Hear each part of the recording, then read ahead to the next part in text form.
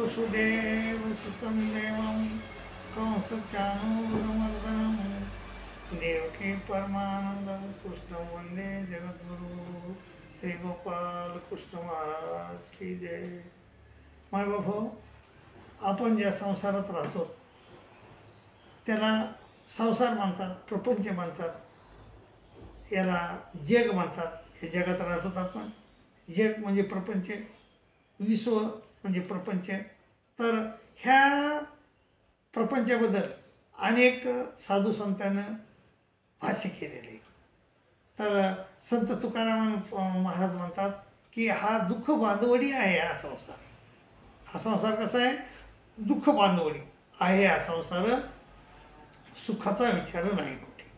इथं सुख मिळण्याचा विषय येत नाही आणि सुख पाहता जेव्हा पाडे आणि इथं दुःख होते आपल्याला पर्वता एवढी। आणि त्यावरच संत ज्ञानेश्वर माऊली म्हणतात की अरे हा संसार नाही, हा संसार दुःखमुळं चोहीकडे इंगळ। असं संत माऊली म्हणतात की संसार दुःखमुळं चोहीकडे इंगळ, विश्रांती नाही कुठे, रात्रंदिन तळमळ। आणि काम क्रोध लोभ सुन्या ह्या तीन प्रकारच्या कुत्र्या आपल्या मागे लागल्यात। काम क्रोध लोभ सुनी पाठी लागली वडाळ, त्या वडाळ आहेत पुन्हा लचके तोडायला तयार आहेत, असं त्यांचं म्हणजे त्यांनी देखील हा प्रपंच दुःखरूप सांगितला आहे। आणि संत तुकाराम महाराजांनी देखील हा प्रपंच दुःखरूप सांगितला आहे। तर अनेक भगवान श्री चक्रधर स्वामी महाराज होऊन गेले, महानुभाव पंथाचे संस्थापक, ते म्हणतात की हा संसार पापमूळ आहे, दुःखरूप आहे आणि अनित्य आहे। पण ते म्हणतात जर हे तीन दोष ह्या प्रपंचात जर नसते तर प्रपंच हा फार चांगला राहिला असता। कारण पापमूळ नसता तर पापच झाले नसते आपल्याकडून, दुःखमूळ नसता तर दुःखच आपल्याला आले नसते, आणि अनित्य नसता तर आपलं शरीर जशाला तसं राहिलं असतं, आपण मेरत नसतो, आपल्याला मरायची गरज राहिली नसती, आपण हजारो कोहर बी इथं असंच राहिलो असतो। तर हा पापरूप आहे, दुःखमूळ आहे आणि अनित्य आहे, त्यामुळं हा संसार चांगला नाही असं भगवान श्री चक्रधर स्वामी महाराजांनी देखील सांगितलं आहे। आणि या संसाराची आसक्ती सोडा असं सांगितलं। तर हा जो संसार आहे तर ह्या इत्यादी साधू संतांनी ह्या प्रपंचावर भाष्य केले आणि ते म्हणतात की हा संसार दुःखमूळ आहे। परंतु संत बहिणाबाई चौधरी नावाच्या एक बाई होऊन गेल्या, कवयित्री होत्या त्या, संत बी म्हणता येईल त्याला, कारण खरंच संत होते त्या। तर त्या म्हणतात की हा संसार नको म्हणू रे भिराव। जरी साधू संतांनी सांगितले की हा संसार वाईट आहे, दुःखरूप आहे, असं आहे तसं आहे, परंतु याला भिलाव म्हणजे बिब्याचं झाड समजू नको। बिब्याचं झाड असतंय माझ्या बाबा, ते तेलकट असतंय आणि आपण जर त्याच्या खाली गेलो तर आपल्या अंगाला उतत आहे। आणि त्याचं जे झाडाचं जे लाकूड असतंय ते कोण्याच कामी येत नाही। तर ना म्हणजे इमारतीच्या कामी येत नाही, जाळायला बी कामी येत नाही, काहीच कोण्याच कामी येत नाही। तर असा हा बिब्याचं झाड असतंय, त्याला भिलावा म्हणलेलं आहे। त्या म्हणतात की अरे संसार म्हणू नको रे भिलावा, याला भिलावा म्हणू नको। आणि भिलाव्या देखील प्रत्येक माणसाजवळ गुण आणि दोष असतात, तर त्या झाडाजवळ देखील दोन गुण आहेत। त्याला एक गोड भीम फुलं आणि मध्ये त्या गोटे असतात, त्या गोट्यामध्ये गोडांब्याचा ठेवा असतो। तर हे दोन गुण त्या भिलाव्यामध्ये म्हणजे त्या झाडामध्ये आहे। तसंच हा जो संसार आहे, संसाराला भिलावा म्हणू नको असं संत बहिणाबाई म्हणतात। कारण परमेश्वर अव्यक्त स्थितीत असतात, जीव देवा अव्यक्त स्थितीत असतो, परमेश्वर हा चैतन्यापर असतो आणि जीव हा तमत असतो। मग जीवाला बी शरीर नसतंय आणि परमेश्वराला बी शरीर नाही, आणि मग ते एकमेकाला कसे बोलणार, आणि हा तमातला जीव तिथं कसा जाणार बोलायला? तर त्याची गाठभेट होणं अव्यक्ती स्थिती नाही, अव्यक्त स्थितीमध्ये त्याची गाठभेट होणं शक्य नाही। तर त्याची गाठभेट कुठं होऊ शकते? प्रपंचातच गाठभेट होऊ शकते। म्हणून हा प्रपंच आपल्यासाठी चांगला आहे। आणि हा प्रपंच कोणासाठी रचला आहे परमेश्वरानं? हा केवळ जीवासाठी रचलेला आहे। जीवाला इथून आणून सोडले परमेश्वरानं मायेच्या माध्यमातून आपल्याला इथं आणून सोडलं आणि आपल्याला इथं येऊन परमेश्वराचं चिंतन करायचं आहे आणि चिंतन करून परमेश्वराच्या प्राप्तीला जायचं आहे. परमेश्वराचा जो आनंद आहे तो आपल्याला घेण्याचा प्रयत्न करायचा. तर त्यामुळंच आपण इथं आलेलो आहे आणि परमेश्वर आपल्याला आयुक्त स्थितीमध्ये बोलू शकत नाहीत, भेटू शकत नाहीत, परंतु प्रपंच असा आहे की इथं परमेश्वर देखील आपल्याला भेटू शकतात, परमेश्वर आपल्या संग बोलू शकतात. मग भगवान श्री चक्रधर स्वामी महाराज आले नाही का, ते आपल्याला बोलले नाही का, श्रीकृष्ण महाराज, श्री दत्तात्रय महाराज हे सगळे परमेश्वर अवतार आपल्याला आले ना आणि शरीर धारण करून मानवासारखं आणि येऊन पुन्हा आपल्यासंग बोलले, आपल्याला त्याने ज्ञान दिलं. त्यामुळं हा संसार आहे ना, ह्या संसाराला भिलावा समजायचा नाही. हा संसार आपल्या फायद्याचा आहे असं भाष्य त्या बहिणाबाई चौधरीने केलेलं आहे. खरंच मायबाबू, बहिणाबाई चौधरीचं काही खोटं नाही. जरी हा संसार वाईट वाटत असला, दुःखरूप वाटत असला, पापूळ वाटत असला, पण तरीही ह्या संसारामध्ये आल्याशिवाय आपल्याला गुरुची भेट होत नाही, आपल्याला परमेश्वराची भेट होत नाही, आपल्याला ज्ञान होत नाही. ह्या संसारात आल्याशिवाय आणि ज्ञान झाल्याशिवाय आपल्याला मोक्ष मिळत नाही असं सर्वच साधू संतांनी आपल्याला सांगितलेलं आहे. पण मायबाबू, मग आता हे सर्व साधू संतांच्या मते असा हा संसार आहे.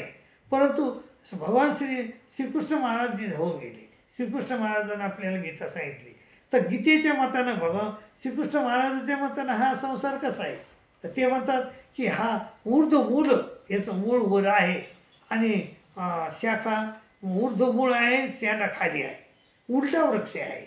ऊर्ध्व मूळ मध शाख आणि याला मस्वस्त म्हणजे अस्वस्थ म्हणजे पिंपळाच्या झाडाची उपमा दिलेली आहे. ह्या झाडाला पिंपळाचं झाड असं म्हणतात, ह्या संसार वृक्षाला पिंपळाचं झाड असं म्हणतात. मस्वस्तम प्रायम आणि याची वेदाचे छंद, याचे पानं छंदांशी याच्या पर्णानी आणि याला जो जाणतो तो 4 वेदाचा ज्ञानी आहे. काय बाबा, आपण ज्ञानी वेदच पाहिले नाही तर वेदाचे ज्ञानी कुठून होऊ. मग त्यामुळं हा संसार इतका अवघड आहे कळायला, परंतु हा संसार कळतच नाही. आता बघा, धृतराष्ट्र हा विद्वान माणूस होता आणि रावण हा विद्वान माणूस होता, वेदाचा ज्ञानी होता, परंतु त्याला हा संसार कळाला का? तो सीतामाईचं जे शरीर होतं ते संसाराचंच होतं आणि मग त्याला कळू नये की हा संसार आहे आणि ह्या संसाराला आपण काय दुःख, त्याला कशाला आपण बोलावं. पण त्याला देखील प्रपंच कळाला नाही, धृतराष्ट्राला देखील प्रपंच कळाला नाही, म्हणूनच तो ह्या प्रपंचासाठी भांडला आणि त्याचे 100 मुलं मेले गेली. तर मायबापो, हा प्रपंच कळायला सोपं नाही. ऊर्ध्व मूल आहे, मध शाख मस्वस्तम प्रायम छंदांशी यस्य पारणानी आणि याला व्यस्त वेद सवेद. आदर्श ऊर्ध्व प्रसृत आदर्श शाखा, खाली आणि वर याच्या शाखा पसरलेल्या आहेत. आदर्श ऊर्ध्व प्रसृत आदर्श शाखा गुण प्रवर्धायचे प्रवला आणि येथे गुणानं त्रिगुणानं याच्या शाखा वाढलेल्या आहेत. आपल्या झाडाच्या शाखा ह्या पाण्यानं वाढतात, परंतु ह्या झाडाच्या शाखा ह्या त्रिगुणानं रजतम सत्व यानं वाढलेल्या आहेत. आणि अस्वस्थ मेनम असा दृढ झालेला वस्त्र आहे. अस्वस्थ मेनम सुदृढ म्हणलं तर ह्या शास्त्राच्या मुळ्या दृढ झालेल्या आहेत. त्या अनासक्तीरूपी शस्त्रांना आपण छेदून टाकायचे. मग असंग शस्त्रेनं दृढेनं चित्वा आणि मग काय करायचं आहे, मग परमेश्वराचं पद शोधून काढायचं आहे. मग ते कसं आहे परमेश्वराचं पद, ते म्हणतात न तत् भासाय ते सूर्यो न शशा गोन पावतक यद्गत्वान निवर्तते तद्धर्म परम.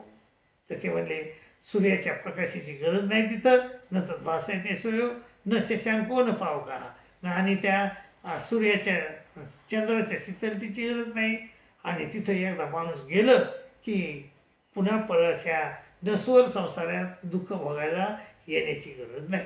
मग ह्या संसारामध्ये जाण्यासाठी, ह्या प्रपंच ह्या परमेश्वरापाशी जाण्यासाठी, त्या धामाला जाण्यासाठी आपल्याजवळ कोणते प्रमाणपत्र पाहिजे.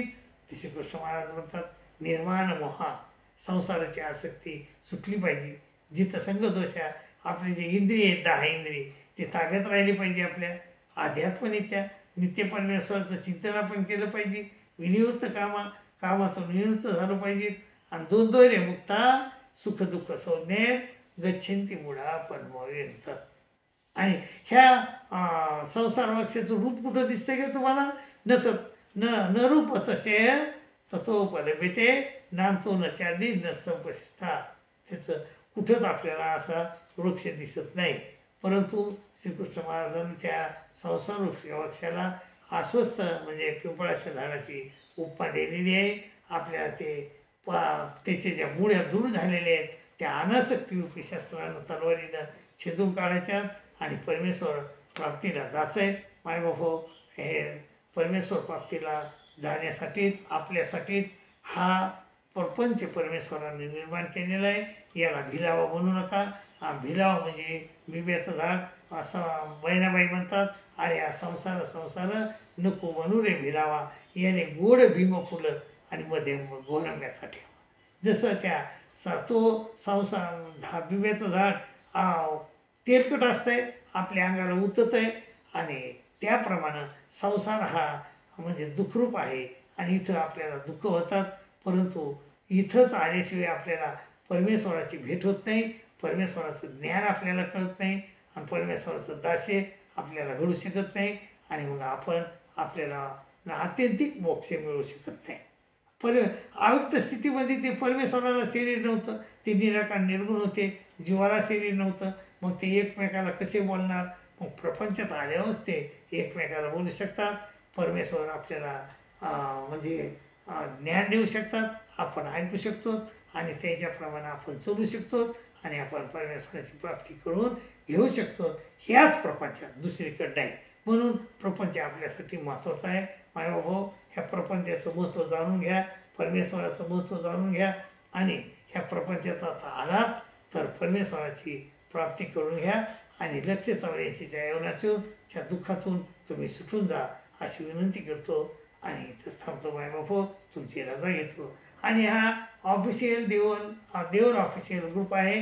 ह्या चॅनलला आता मी तुम्हाला कधीच म्हणणार नाही की याला सबस्क्राईब करा, शेअर करा, लाईक करा. कारण हा जो चॅनल माझ्यासाठी नाहीच, हा तुमच्यासाठी निर्माण केलेला आहे. ह्या गीतेचं ज्ञान तुम्हाला कळवा म्हणून हा चॅनल निर्माण केलेला आहे. तुम्हाला याला मोठं करायचं का छोटं करायचं का कसं करायचं ते तुमच्या हातात आहे. त्यामुळं हे चॅनल मी सर्वस्वी तुमच्यावर जबाबदारी सोडून देतो आणि आता इथून पुढं तुम्हाला म्हणणार नाही लाईक करा, शेअर करा असं म्हणणार नाही. मायबापो, तुम्हाला जसं करायचं तसं करा, कारण हा चॅनल माझं नाही, हे तुमचं आहे असं मी तुम्हाला विनंतीपूर्वक सांगतो आणि तुमची रजा घेतो. दंडवत प्रणाम, दंडवत प्रणाम, दंडवत.